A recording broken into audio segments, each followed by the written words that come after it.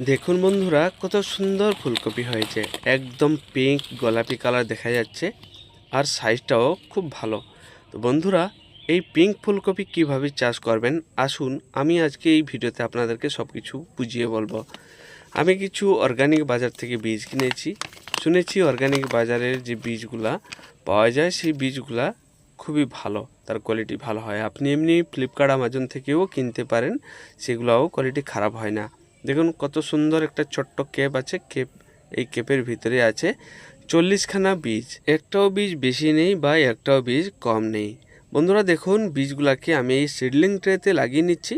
আগে থেকে এতে মাটি, কোকোপিট আর পুরনো গোবর সার এইগুলা দিয়ে ভালো করে গুলিয়ে সিডলিং ট্রেতে মাটি ভর্তি করে নেওয়া হয়েছে। তারপরে প্রত্যেকটাতে একটা একটা বীজ একদম মাঝামাঝি জায়গায় লাগিয়ে নিতে হবে।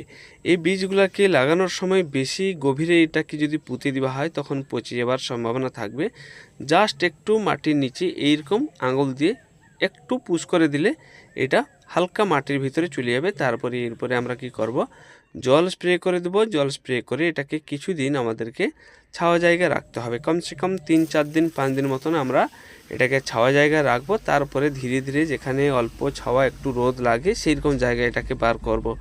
নাহলে সরাসরি রোদে রাখলে মাটি শুকিয়ে যাবে, বা যদি এর থেকে গাছগুলা বেরায় তখন গাছগুলাও শুকিয়ে মরে যাবার সম্ভাবনা থাকবে। আমি দেখুন কিরকম একটা জায়গায় এইগুলাকে গ্রো করার জন্য রেখেছি। দেখুন দুপাশে আমি একটু উঁচু উঁচু কিছু জায়গা রেখে দিয়েছি, তার মাঝখানে আমি এগুলোকে রেখেছি আর পলিথিন ঢাকা দিয়ে দিয়েছি, যার ফলে কি হবে, রোদ পাবে। কিন্তু যেহেতু পলিথিনটা দেওয়া আছে এর ভিতরে ময়েশ্চার থাকবে, আর হুট করে এই মাটিগুলো শুকোবে না। মাটিগুলো শুকিয়ে গেলে কিন্তু গাছগুলো মরে যাবার সম্ভাবনা থাকে, কারণ অল্প অল্প মাটি আছে, তাতে অল্প জল আছে। যদি শুকিয়ে যায় তখন এগুলো মরে যাবার সম্ভাবনা থাকবে। আর এইগুলাকে কমসে কম 21-22 দিন আগে এগুলাকে গ্রো করেছিলাম। এখন এগুলা লাগানোর মতন হয়ে গেছে। আসুন এগুলাকে লাগাবো। লাগানোর আগে কিন্তু আমি এখানে মাটি তৈরি করে রেখেছি। মাটি, তার সাথে একটুখানি চুন, পুরনো গোবর সার দিয়ে ভালো করে এটা তেড়ে শুকিয়ে নিয়েছি। তো পুরোটা শুকায়নি, কিছুটা শুকিয়েছে। একদম সম্পূর্ণ যদি শুকিয়ে যেত তাহলে খুব ভালো হতো। এইগুলাকে সিডলিং ট্রে থেকে বার করার জন্য একটা ছোট্ট 4 চামচ নিয়েছি। 4 চামচ দিয়ে যদি বার করা হয় তাহলে এই চারাগুলার কোনো ক্ষতি হয় না, কারণ অনেক সময় আমরা এগুলাকে বার করতে গেলে এই চারাগুলা ছিঁড়ে চলে আসে, গোড়াটা রয়ে যায় আর ডগাটা আমাদের হাতে চলে আসে। তো সেই কারণে যাতে চারাগুলা নষ্ট না হয়, তো যেহেতু অনলাইন থেকে 40টা বীজ আমি কিনেছি, সম্ভবত 340 টাকা কি 240 টাকা এরকম নিয়েছে, আমার ঠিক মনে নেই। মোটামুটি যদি একটা চারা নষ্ট হয়ে যায় তাহলে খুব খারাপ লাগবে।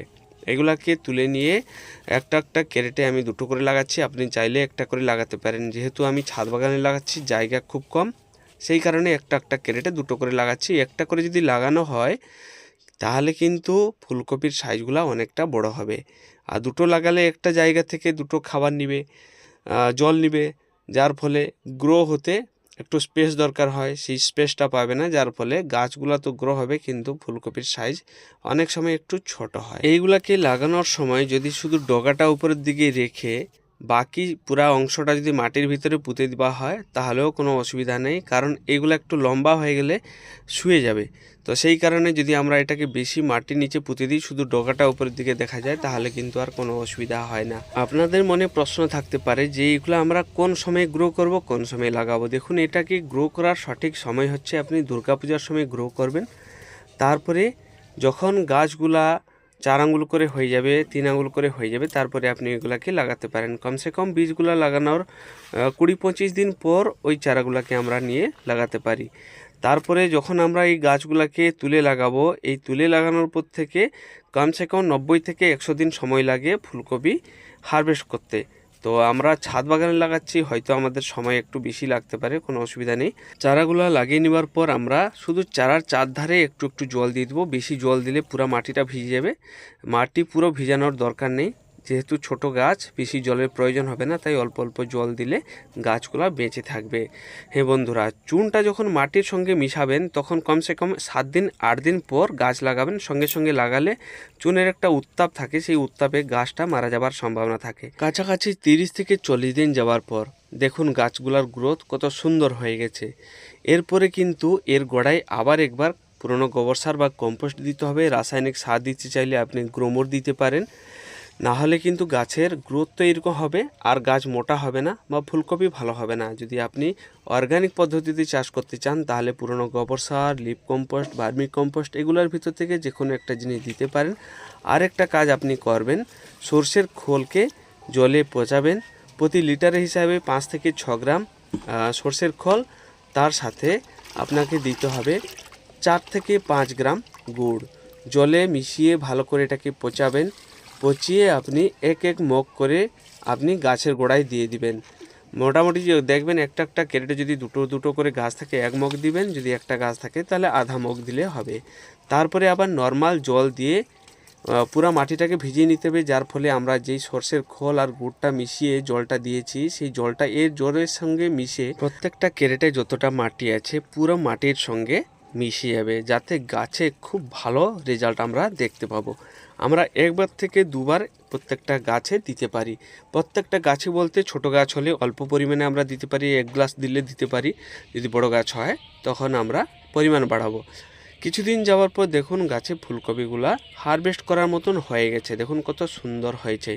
এইগুলা যদি প্রত্যেকটা ক্যারেটে একটা একটা করে লাগানো হতো তাহলে এইগুলা কিন্তু খুব বড় হতো। যেহেতু দুটো দুটো করে লাগানো আছে, মিডিয়াম সাইজে হয়েছে, দেখতে দারুণ লাগছে আর খুব সুন্দর হয়েছে। প্রত্যেকটা গাছে ফুলকপি হয়েছে। এইগুলাকে যদি এই সময়ে আমরা হারভেস্ট না করি তাহলে কিন্তু এইগুলা তাড়াতাড়ি ফুটে যাবে, মানে মিলে যাবে, যাতে দেখতেও ভালো লাগবে না আর খেতেও ভালো লাগবে না। তাই যখন ফুলকপিগুলা এরকম সাইজে হয়ে যায় তখন আমরা হারভেস্ট করে নেব। আর বেশি দিন রাখলে ধীরে ধীরে গরম পড়বে, গরম পড়লে এটা একদম মিলে যাবে, মানে একদম ফুলকপি বলে মনে হবে না, দেখতে একদম বাজে লাগবে, খেতেও ভালো লাগবে না। তো আপনারাও ছাদ বাগানে এইরকম ছোট ছোট ক্যারেটে ছোট ছোট টবে আপনি ফুলকপি, এইটা তো আমরা চাষ করেছি পিঙ্ক ফুলকপি, আপনি সাদা পাতাকপিও আপনি চাষ করতে পারেন, সাদা ফুলকপিও চাষ করতে পারেন। আরও একটা ফুলকপি আছে হলুদ কালারে, সেটাও আপনি চাষ করতে পারেন, বা ব্রোকলি চাষ করতে পারেন। প্রায়ত সবগুলা চাষের পদ্ধতি একই রকম। ফুলকপি চাষ করতে গেলে তার একটাই সমস্যা হয়, ফুলকপি গাছ যখন একটু বড় হয়ে যায় তখন লেদা পোকা লেগে যায়। ওই পোকাগুলো ফুলকপি ধরা শুরু হওয়ার আগে থেকেই লেগে যায়, ফুলকপিতেও লেগে যায়, যার ফলে ফুলকপিগুলাও খেয়ে নষ্ট করে দেয়, পাতাগুলাকেও খেয়ে নষ্ট করে দেয়। ওইগুলাকে মারার জন্য আপনি যে কোনো কীটনাশক স্প্রে করতে পারেন বা নিম অয়েল স্প্রে করতে পারেন। নিম অয়েল স্প্রে করতে হলে আপনাকে প্রতি সপ্তাহে একবার করে স্প্রে করতে হবে। আর কীটনাশক স্প্রে করতে হলে আপনি একবার দুবার স্প্রে করলে আর এতে পোকা লাগবে না। দেখুন কত সুন্দর ফুলকপি সাইজ হয়েছে। আরও অনেকগুলো আছে, তো চলুন বন্ধুরা, আরও একটা আছে, সেটাও বড় হয়ে গেছে, হারভেস্ট করে নেব। আশা করি বন্ধুরা আমাদের এই ভিডিওটা আপনাদেরকে ভালো লেগেছে। যদি ভালো লেগেছে একটা লাইক করবেন, চ্যানেলে প্রথম করে থাকলে সাবস্ক্রাইব করে নোটিফিকেশন বেলটাকে অন করে নেবেন।